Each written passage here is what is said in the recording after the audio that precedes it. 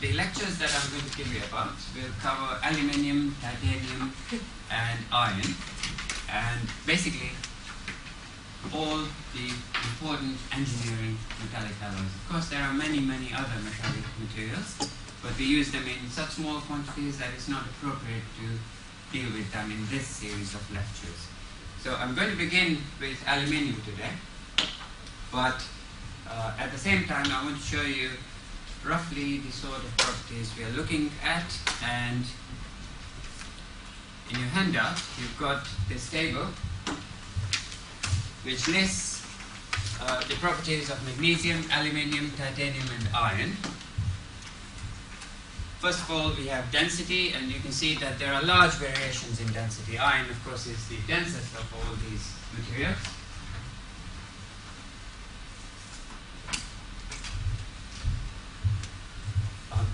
Density on its own is not a useful measure.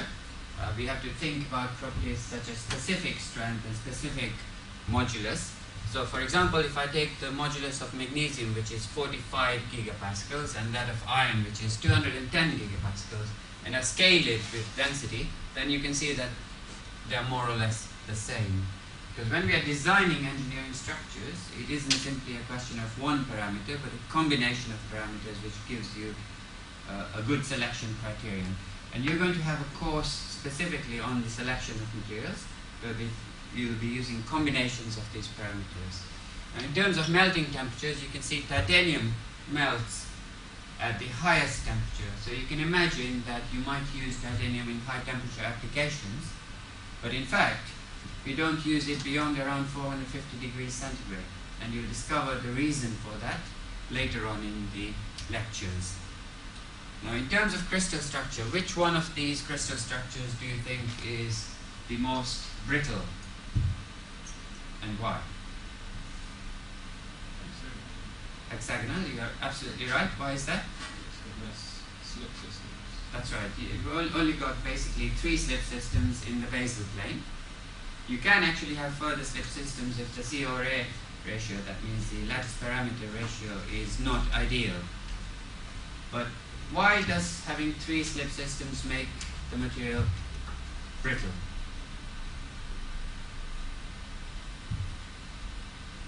Each subsystem would have to move more than if you have 3, then they each have to move more than if you had a whole bunch that can all move a little tiny.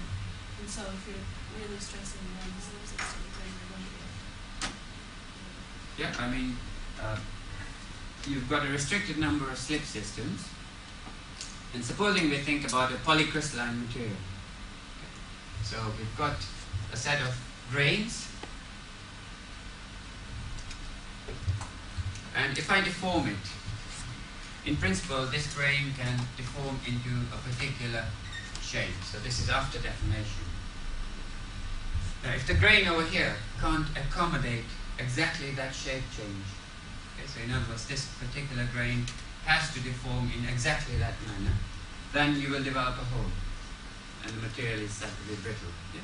So if you don't have enough slip systems to accommodate an arbitrary shape change, then a polycrystalline material will be brittle. Now, have you done any elasticity theory as yet? Okay, so at some stage you'll be doing elasticity theory, and that tells you that you need 5 slip systems in order to produce an arbitrary change of shape. So for a polycrystalline material to be ductile, you need to have 5 slip systems, and the hexagonal system doesn't have that if the C over A ratio is ideal. So in general, for example, magnesium is not a very important structural material.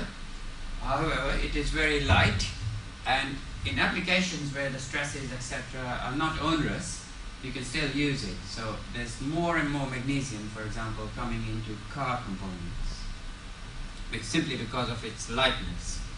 Now, of course, with the cubic systems, we have many slip systems, something like 24 different slip systems, and that's the reason why they are very ductile. Now, in terms of the amount of these metallic alloys that we produce, steel is by far the most successful metallic material, and you discover why. we've got about 1 billion tons being produced every year. And it's followed by titanium, which is of the order of 50 million tons. Okay. And then titanium, which is less than 1 million tons, and similarly magnesium. Now, it is possible that things will change radically for titanium. And are you aware of the process that has been discovered in this department for the extraction of titanium? So the normal way in which you get titanium from titanium oxide is that you convert the titanium oxide into titanium tetrachloride. You react that with magnesium to liberate the titanium, and that titanium is in the form of a sponge which has to be broken up out of the reactor. So it's a very expensive way of getting titanium out of titanium oxide.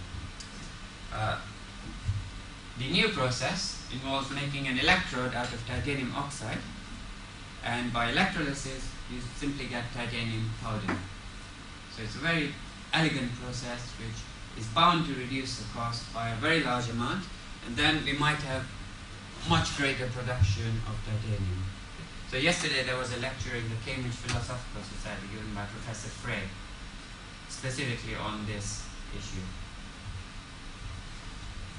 The cost of producing, the energy cost of producing these elements is also extremely important. You can see here the current cost of producing a ton of titanium is very high indeed.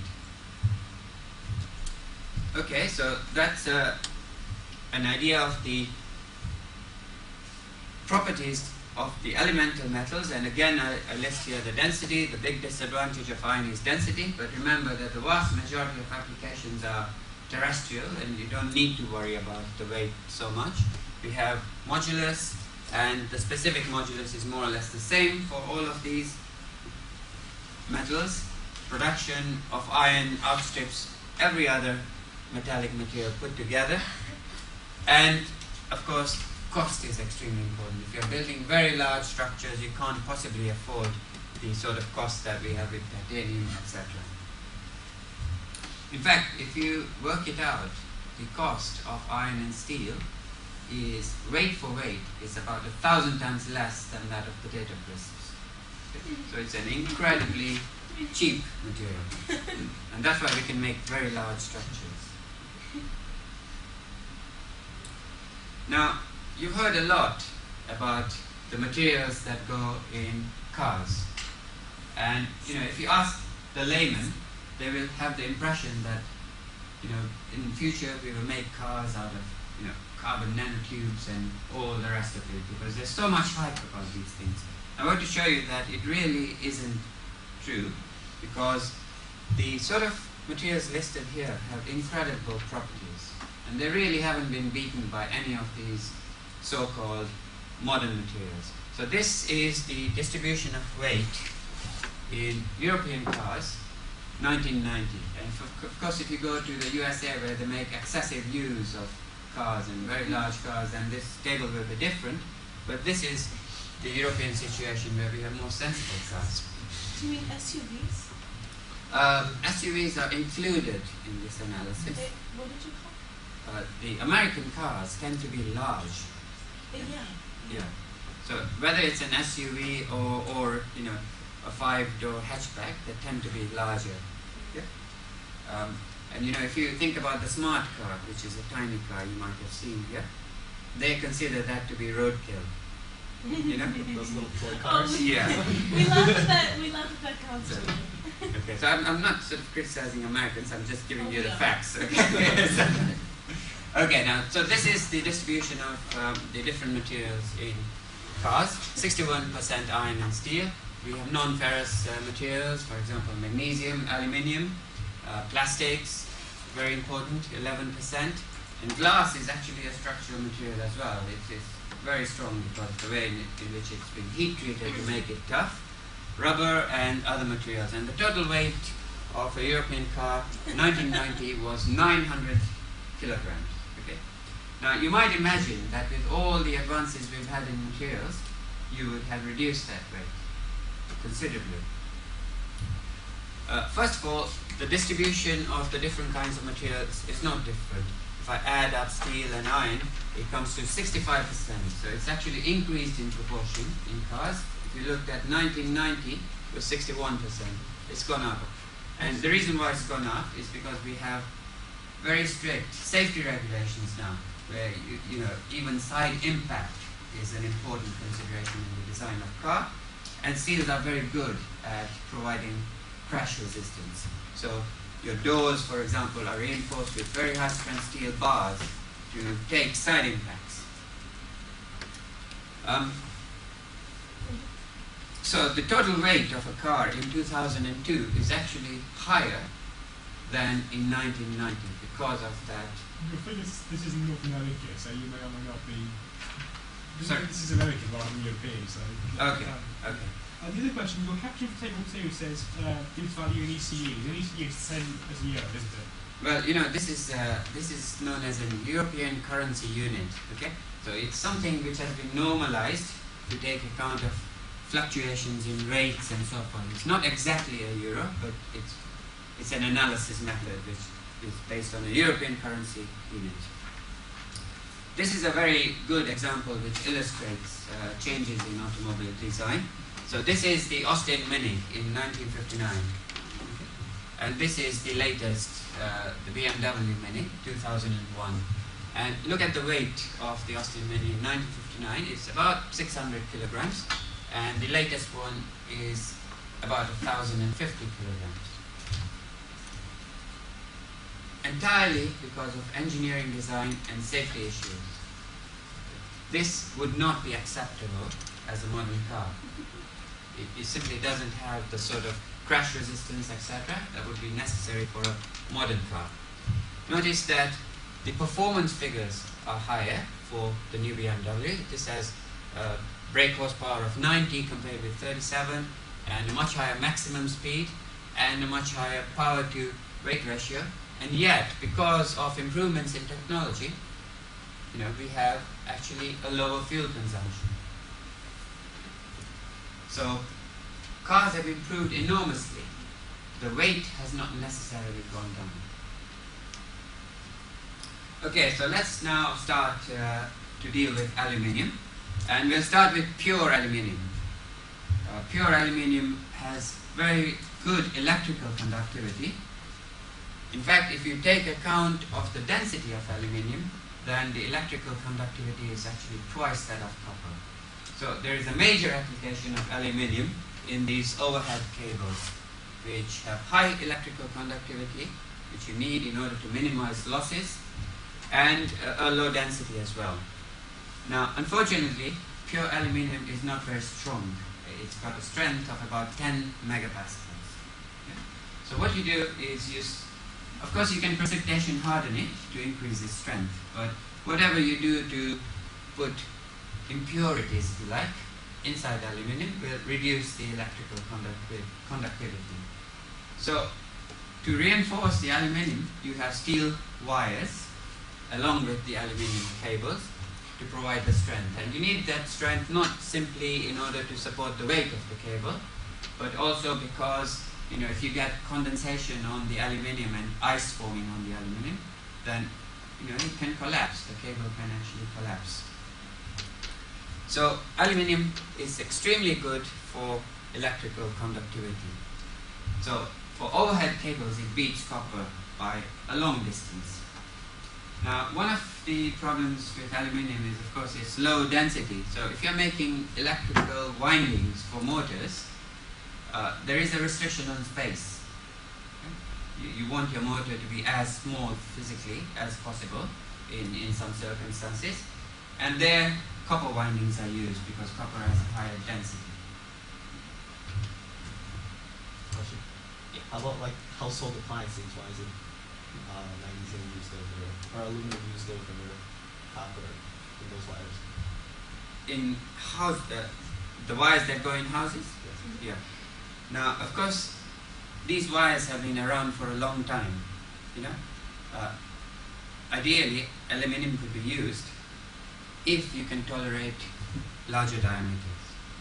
But if you run a large, like power cable through the house, Yeah, no problem with aluminium. then why is it not used? It is. It is. Yeah, it is used. The joining of aluminium wires is also different from the joining of copper. So if there's a lot of soldering involved, then you would use copper instead of aluminium, because aluminium has this oxide film. There are different techniques for joining aluminium wires. So in electrical circuit boards, you'll find copper. Yeah. So pure aluminium, its major use is really in electrical conductivity, electrical applications. Now, aluminium has a cubic F crystal structure at all temperatures in its solid state. Okay? So we can't design its microstructure by using phase transformations.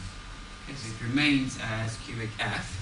Cubic F is phase center cubic. Yeah, stop me if you have any questions, okay? Because I might assume something has been taught in previous courses. So the major way in which we alter the properties of aluminium is precipitation hardening, solid solution hardening, and cold deformation. So that means simply working it to introduce more and more defects. And there's a number of things which determine the solubility of various solids in aluminium. But what I'd like you to appreciate is that solubility is not something that you can define for a single phase. Solubility is always with respect to something else. So for example here, this line represents the solubility of copper in alpha, which is in equilibrium with CuAl2. And notice that the solubility of copper in alpha with respect to liquid is different. Okay, so if I extrapolated that phase boundary to lower temperatures, the solubility of copper in alpha, which is in equilibrium with liquid, would be different from solubility of copper in alpha with respect to CuAl2. So I can't say that, look, the solubility of copper in alpha is so much. I have to also say that it's in equilibrium with another phase. That's the meaning of solubility. And there are two basic types of phase diagrams that we get when we add a variety of elements to aluminium. This phase diagram you might be familiar with. What sort of a phase diagram label would I give it? Eutectic, exactly. Because we have liquid here of this composition decomposing into a mixture of alpha, which is a solid solution of copper in aluminium, and CuAl2, which is an intermetallic compound. We call this a compound because it has a very narrow composition range. Okay? So it's not really different from a solid solution, but the range of solubility of copper or aluminium in this compound is very narrow.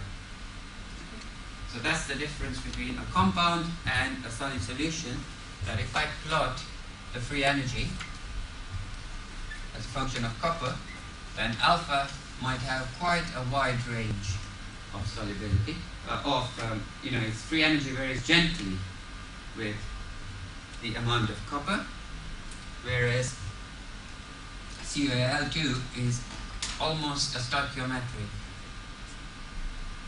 compound, a very narrow range of solubility, because the free energy increases sharply as you deviate from that stoichiometric composition.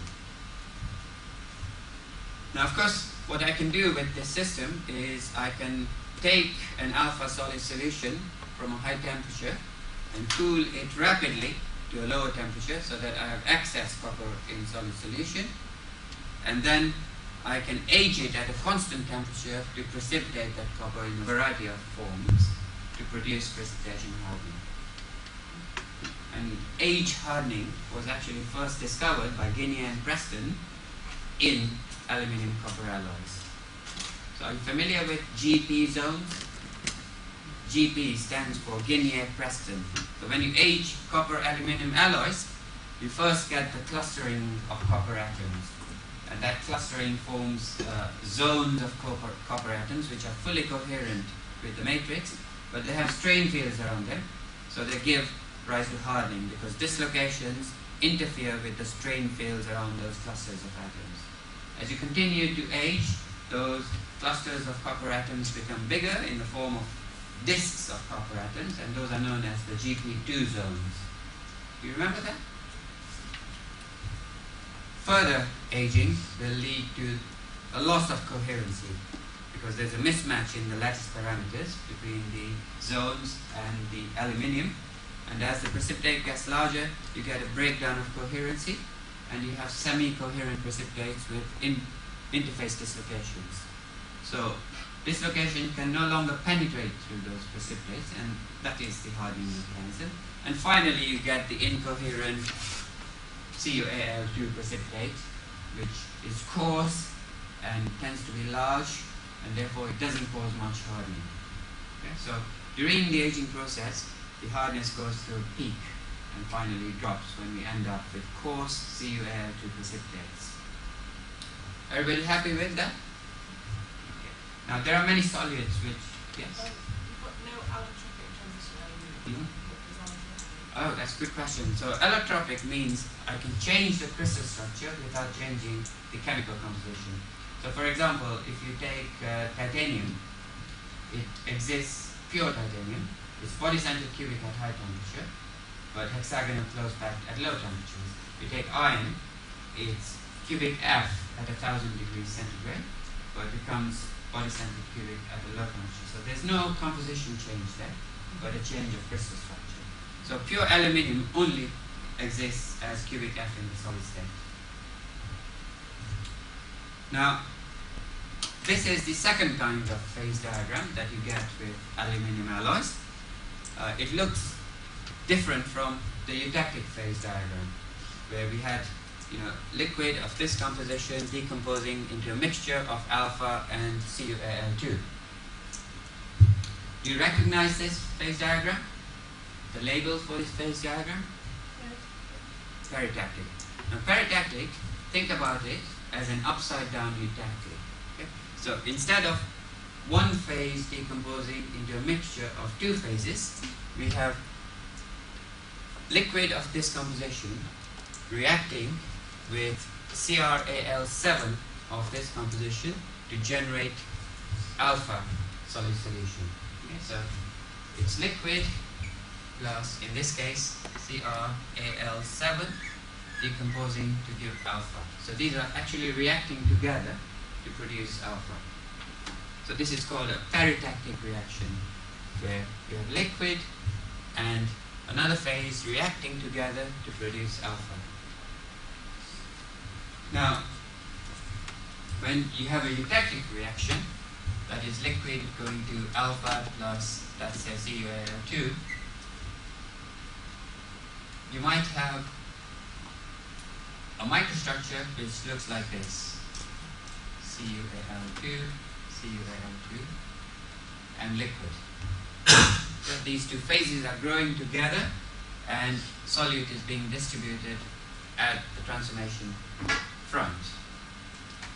Peritactic, on the other hand, if I look at an alloy of this composition, I'll start with a mixture of liquid and CrAl7. So let's say this is a particle of CrAl7 and it's surrounded by liquid. You'll form a layer of alpha around here by the peritactic reaction. Now the trouble is that diffusion now, in order for the liquid and this compound to react, has to happen through the alpha phase. And as the alpha becomes thicker and thicker, that reaction will become slower and slower. So peritactic reactions are notorious for not reaching completion. You really have to carry out that reaction extremely slowly for it to reach equilibrium and for complete reaction to happen. So very frequently you find that the microstructure has not gone to a perfect peritactic, and we're left with a non-equilibrium microstructure. And of course, the solid state version of a peritactic is called a peritactoid. Just like we have a eutectic and a eutectoid, the eutectoid involves solid state transformation. In solid state, this would be incredibly slow, because again, as this phase becomes thicker and thicker, solid state diffusion becomes more and more difficult. Is there any way, I suppose it would be easy to remove the alpha phase and expose the CF to a new solid, that probably would be possible. Yeah. Unless you had, You had very long time. Long time. If you allow, if you allow the reaction to happen incredibly slowly, then yes, you can get it to complete. So these are the two basic types of phase diagrams that you get when you add a whole variety of solids. So I've only presented here chromium, but you can have a variety of solids which will show either the caryotactic or the daptic type of phase diagram. And from the point of view of precipitation strengthening, notice that the solubility of solid in alpha decreases as you go down in temperature, and that's what we use to strengthen aluminium antisalons. I want to show you that when we form metastable precipitates, that means precipitates which are not thermodynamically the most stable phases, but kinetically they are favored because they are easy to nucleate. For example, in the aluminium copper system, it's really CuAl2 which is the stable phase. But it's not the first one to form because it's got an incoherent interface. And the large interface energy means that it's difficult to nucleate. Okay? So you get a large activation energy for nucleation. So instead you get the GP1 zones forming which have a coherent interface and which are easier to nucleate. So although this is the equilibrium phase diagram here, okay, we don't get the equilibrium precipitate forming first because it's difficult to nucleate. It's thermodynamically more stable and it will eventually replace the GP zones, but these are very easy to nucleate because of their coherency with the matrix. Okay? So if you look at the free energy as a function of concentration, then clearly CuAl2 is the most stable phase, and nevertheless we first precipitate GP zones. Now, do you remember that to find equilibrium compositions, we draw a common tangent to those free energy curves? So here, for example, is the common tangent to CuAl2 and alpha. And if I plot the locus of these points here as a function of temperature, then I get the equilibrium phase boundary. Okay? Notice that because GP1 is not the most stable phase, the solubility in alpha of copper with respect to GP1 is larger. Okay? So the metastable phase boundary actually has a larger solubility for copper than if we precipitated the equilibrium phase. So not only does GP1 form first, but the amount of GP1 that forms is limited by this metastable phase boundary rather than the equilibrium phase boundary. And ultimately, as you carry on aging, CuAl2 will replace GP1. Okay. So whenever we have a metastable precipitate, the solubility of solute in the matrix will tend to be higher with respect to that phase. So if I quenched alpha to this temperature, I would not precipitate GP1. It's not possible. Okay. You are in between this point and this point. So we haven't exceeded the solubility of copper with respect to GP1 solid. I have to undercool to a higher temperature, a lower temperature, in order to get GP1 precipitation. Okay, is that clear? Right. I want to describe to you an easy way of calculating the solubility of a solute in a phase. Now, you may be familiar with these free energy plots, which are free energies of mixing as a function of the concentration of a solute. And you're aware that the free energy of mixing consists of two terms. One term is the enthalpy of mixing, and another term is the entropy of mixing. So even if I have a zero enthalpy of mixing, I will get a reduction in free energy if I add a solid to a solvent, simply because I can find many more configurations of atoms when the impurity is added. See, if I have an absolutely pure lattice, then there's only one way of arranging the atoms. But if I add a single atom of impurity, then I can have a very large number of new arrangements. And that gives me an entropy of mixing, which is basically minus R into x log x plus 1 minus x log 1 minus x. You remember this from your Part 1A lectures, where you did the thermodynamics of solutions. Does this look familiar? And we obtain this simply by counting the number of different arrangements as a function of concentration and applying the Boltzmann equation, which says the entropy is K log W, where W is the number of arrangements. So, a solution where we only have an entropy of mixing but no entropy of mixing is called an ideal solution. That means if I break an AA bond, break a BB bond to form two AB bonds, then there is no change in bond energy. The atoms are indifferent to the kinds of neighbors they have. So if it only has an entropy, no entropy. That's correct. So this is a case, look, where the entropy of mixing is 0. Nevertheless, we have a reduction in free energy when we add the solid because we change the number of configurations.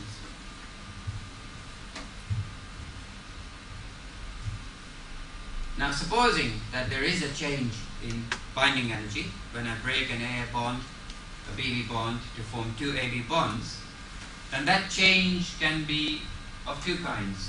One is that there is a reduction in bond energy. In other words, A atoms prefer to be next to B atoms. So that would be a system where you get a minimum in free energy when you have equal numbers of A and B atoms. Okay, so this is you would have a shape which looks like this, but lower, okay? A larger free energy of mixing, because the entropy of mixing is negative. On the other hand, if A atoms prefer to be next to A atoms, they like their own kind, then you can get a shape which looks like this, with minima at the A-rich and B-rich regions. So they tend to cluster.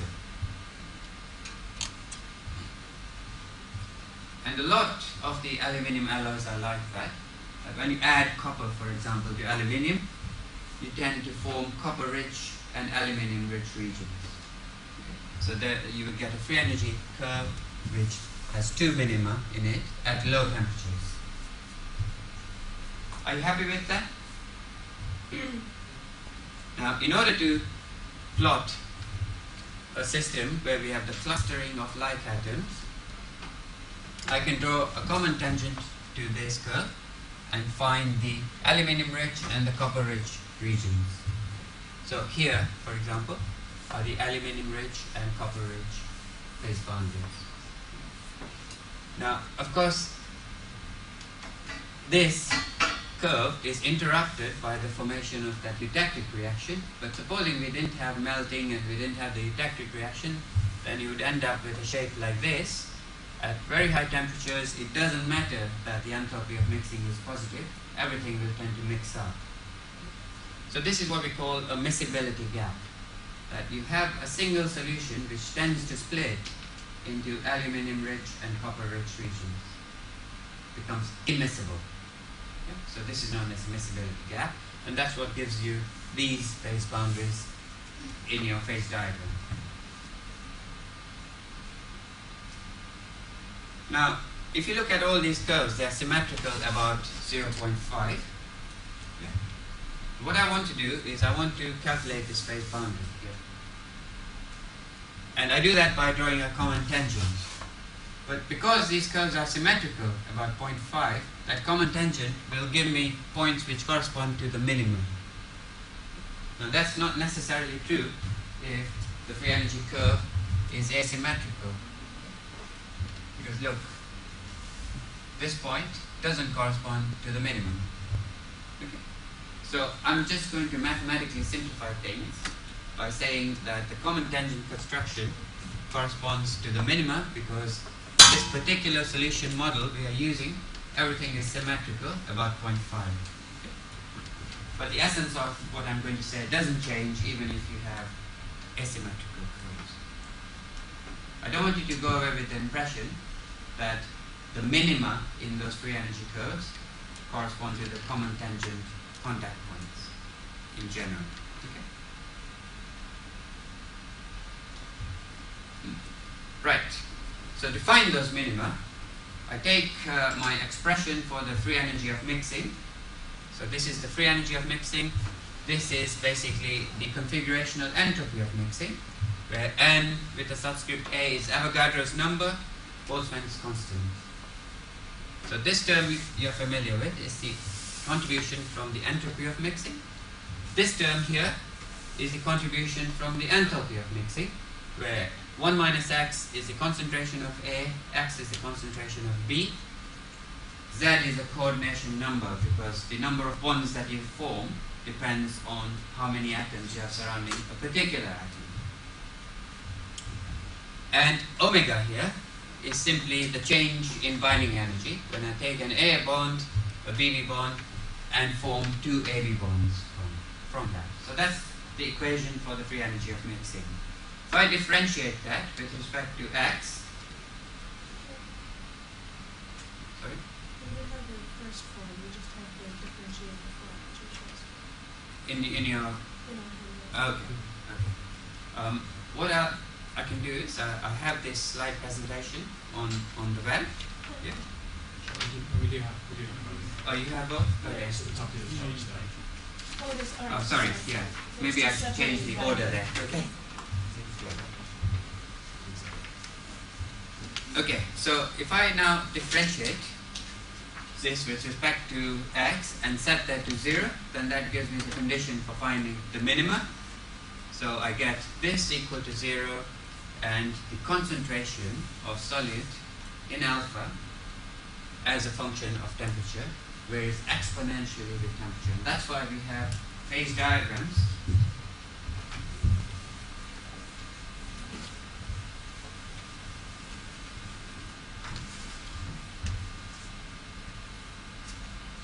Temperature, solid, and phase boundaries look like this. Okay? So that's exponential variation of solubility as a function of temperature. So in order to calculate this phase boundary, which is the most important boundary in the heat treatment of aluminum alloys, we only need one term for a given solid. So if you have a table of the value of omega for a particular element that you add to aluminum, then you should be able to calculate this phase boundary and therefore work out at what temperature all the solid is in solution, and if you go down to this temperature, how much excess solid do you have in solution. So this is a very neat way of actually designing heat treatments for aluminum alloys. You only need one number here to calculate this phase boundary.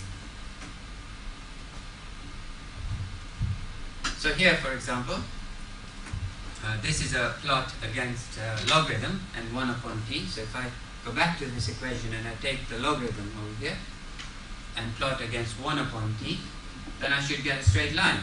And that is indeed what you get for a whole variety of solutes that you can add to aluminium. And copper here has a small value of omega, and therefore it has the largest solubility in aluminium. So what we've done is, we've used the elementary thermodynamic theory that we've done previously for solutions, and from that we've derived an equation for the solubility of solute in aluminium. And if you have knowledge of one single parameter, omega, then you are able to calculate these solubility lines as a function of temperature. So these lines are exactly this, it's simply plotted differently. Okay. So you can find tabulations of omega, and therefore you can design your heat treatment properly. Now, there's one problem with precipitation strengthening of aluminium, which is quite an important problem. Now, can you see in this microstructure that here we have a grain boundary between two alpha grains? There is a region here after heat treatment which is almost free from precipitates. Okay? And that's what we call a precipitate-free zone. Now, any ideas why we get these zones? The normal of the solute diffuses the grain boundary. Yeah. Well, nucleation first happens at a grain boundary, which is a very strong defect. And imagine that you have a grain boundary here, and if I form a precipitate over here, then there is a gain because I've destroyed some of that defect in the process of forming that particle. I've destroyed some of the boundary, right? And that's the reason why grain boundaries are very good nucleation sites. If I form the same precipitate here, I don't have that gain. I haven't destroyed some of the defect, right? So it's much easier to form at a boundary than inside the grain. So these particles form first, and Sorry, Yeah. what does destroying, what do you mean by destroying? Yeah. Can you illustrate that on your? yes. So let me draw this again. I've got a grain boundary, and if I form a precipitate here, I've created that much new interface between the precipitate and the matrix. If I form a precipitate here, I've created the same amount of interface between the precipitate and the matrix, but I have, in the process, removed this much grain boundary. That is a gain, because this also has energy per unit area. So it's favorable to form here than here. So this will form first, before anything forms inside the matrix. And as it forms, it draws solute from here and here. And therefore, you remove supersaturation from that region, and you don't get any precipitation. So you've got strong matrix, soft area near the grain boundary. It's the worst possible scenario because you will focus strain when you deform it in that region. Is there any other mechanism by which we get precipitate-free zones? One is solute depletion because of precipitation at the boundary. Vacancy depletion. This is just a lower magnification image showing you precipitate-free zones. But this is an interesting image. There are no precipitates here, but this is a material. When we quench from a high temperature, you not only retain excess solute, but you also retain excess vacancies because the vacancy concentration is larger at high temperatures. Right? If I cool rapidly, then I will retain that high vacancy concentration at low temperatures. Okay? Now, of course, a grain boundary is a very good sink for vacancies. The vacancy can migrate to the boundary and disappear because the grain boundary has dislocations. And if I draw a dislocation here and add a vacancy, then it simply climbs to another plane. Okay? So it's a very good sink for dislocations. Now the other thing that can happen when I quench from a high temperature is that these excess vacancies condense. If they can't find a grain boundary, they condense to form a dislocation loop. So these are the dislocation loops which are formed by the precipitation of vacancies. But there are no dislocation loops in the vicinity of the boundary. Now these are good nucleation sites for precipitates, but we can't nucleate precipitates here because we don't have defects to nucleate on. So when precipitates start to form, even if there is no solute depletion here, you won't get precipitation. Okay? Because there is a depletion of vacancies which are defects which help to nucleate precipitates. So this is a case where we do have excess solute here, but we don't have the vacancies which have sunk into the grain boundary to help nucleate the particles. So there are two reasons, two mechanisms by which we can form precipitate-free zones. One is solute depletion and one is vacancy depletion.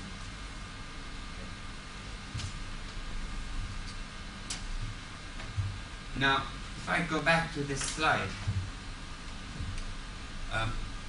the other big problem with having precipitate-free zones is that the chemical composition here can be different from the chemical composition in the matrix. So you have different electrochemical properties in that zone compared with here. And that means that you focus corrosion in this narrow region. Okay, so you have a large cathodic area and a small anodic area. And the corrosion current has to be, current density will be much higher in this region than in this region. So precipitation hardened aluminum alloys containing precipitate-free zones are very susceptible to corrosion, localized corrosion. That's why when we make aircraft, we have to have strong aluminum alloys which are precipitation strengthened. The alloys are clad with pure aluminum. Okay, so what you see on the outside is a thin layer of pure aluminum by roll bonding. Okay. And inside is the precipitation strengthened aluminum. So you make it much more corrosion resistant by cladding it with pure aluminum. So when you actually look at an aircraft, you're not looking at the aluminum copper alloys, but there's a thin layer of pure aluminum which prevents this corrosion problem. Okay. Now, there is some jargon that you need to learn because it pervades all of the aluminum industry, and this is the classification scheme for aluminum alloys. And if you go into industry or if you go to buy aluminum alloys, then they won't be able to talk to you about the metallurgy of it, but they will say, is this one XXX or is it 6XXX that you want? Okay, so I need to teach you some jargon from within the aluminum industry. The XXX simply means that I can have different numbers for pure aluminum alloys with some different characteristics. Okay? But 99% pure aluminum alloys fall in the 1XXX category. So you might have a 1101 type alloy, but it's basically pure aluminum. And it's mostly used for electrical conductivity, as I said before. This series of alloys are the copper-containing age-hardening alloys used for making aircraft skins and so on. So they are strong alloys because they are precipitation strengthened. Here we have precipitation strengthening with small concentrations of manganese. You form aluminum manganese intermetallic compounds. These are casting alloys, so aluminum silicon casting alloys. And you precipitate almost pure silicon. Now silicon has a diamond crystal structure. Okay, so it's a cubic F lattice with a motif of two silicon atoms, one at 0, 0, 0 and one at a quarter, quarter, quarter. So it has a low density. So when you cast something and you precipitate silicon, it compensates for the contraction of the liquid as it solidifies. So it makes for a very good casting alloy. So if you look at the engine blocks in modern cars, they used to be made out of cast iron, but they're now made, almost all of them are made out of aluminum silicon alloys because it's got a lower density than cast iron. You might have a lining of steel or cast iron in the, where the pistons are, but essentially it's aluminum silicon alloys. These alloys are used in marine applications. They contain large concentrations of magnesium of the order of 3 to 4 weight percent to help give corrosion resistance. And then we get to specialized alloys here. For example, here we might have oxide dispersion strengthened aluminium, where we deliberately introduce alumina into the material. There are also designations for heat treatments. So if I buy a 2XXX alloy in the F condition, that means it's basically as you received it from the supplier. Okay? So without any particular treatment, it's as fabricated. O stands for annealed, H for strain hardened, that means cold deformed. T is a reference number for heat treatment, and T4 means solution treated and aged at room temperature, whereas T6 means solution treated and aged deliberately at a higher temperature. And there are many more of these terms, but the essence of it is that we have a number to specify the alloy composition roughly, and another letter to specify the state of the material. If I say to you this is in the T6 condition, that means it's solution treated and precipitation hardened. So just to finish off, this is a very major product made from aluminum. billions and billions of. This is probably a really stupid question. Mhm. I don't answer. What's the difference between annealing and heat treating? Okay, that's a very good question actually. Yeah. Heat treated means you've done it specifically in order to produce, for example, precipitation strengthening. Okay. Annealing is reserved for a case where you have cold deformed the material, produce lots of defects like dislocations, and you're trying to get rid of those defects. Okay. So there's no phase transformation there. You're simply reducing the defect density. Okay. Is the actual process the same then? You put it into a furnace. That's right. But the important difference is that there's no phase transformation in annealing. Okay. So if you're annealing a steel, you would not go above the tectile temperature. But in heat treating, you would desire a phase transformation or some Yeah. other term. That's correct. But physically, I mean, you're still putting the sample into a furnace to heat treat it. Yeah. That's Okay, so beverage cans, really very, very major application for the aluminium industry. And it's this system of alloys that is used for making beverage cans. Either aluminium manganese with a small concentration of manganese, or aluminium manganese magnesium with magnesium giving you the solid solution hardening. And they are used in the hardened or the annealed condition. Now, the most important characteristic of the material that's used for making aluminium is crystallographic texture. Because what you want to do is you want to make a can which you can deep draw. So you can make a really deep can out of extremely thin material. So you have to minimize the plastic strain in the thickness direction. If you arrange your crystals in such a way that the deformation is concentrated in the plane of your material, then you can get really deep cans and yet have a very thin can. So, these cans are now so thin that you can tear them and do yourself a great deal of damage, by cutting yourself. They are so thin that they would not be able to support their own weight if there was no pressure in the can. And that is why, when you buy baked beans, they're not made out of aluminium cans. They're made out of steel because there's no pressure in them. Okay. Go ahead. but when you open the can. But then you're not stacking them, you see? For transportation and shops and so forth. Yeah. Yeah. That'd be really funny if you opened it. And collapsed, yes.